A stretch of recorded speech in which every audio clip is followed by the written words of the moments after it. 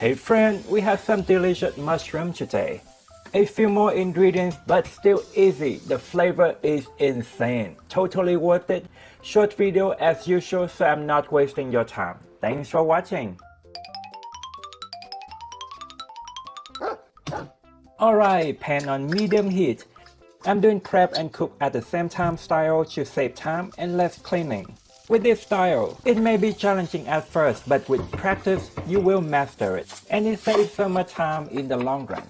If we do all the prep work first before starting the stove, we may need a lot of containers for prepped ingredients, which means more cleaning, and it takes a little bit more time overall. But of course, do what you feel comfortable with.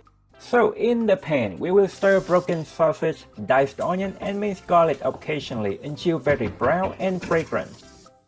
Next, we wash, dry, and chop our baby bella mushroom. Either half or quarter the mushroom or leave it as is, just depends on the size. Add 2 tablespoons of butter. Now we just stir occasionally until the mushroom is cooked. Season with kosher salt and pepper. Meanwhile, let's finish our chopping. We need about 1/4 cup of roughly chopped parsley. Zest and cut a lemon in half, and that's it for all the knife work. Great job everyone!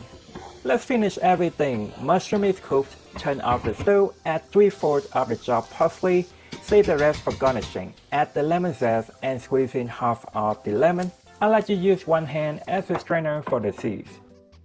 Stir up, final tasting, and adjust seasoning with salt and pepper if needed.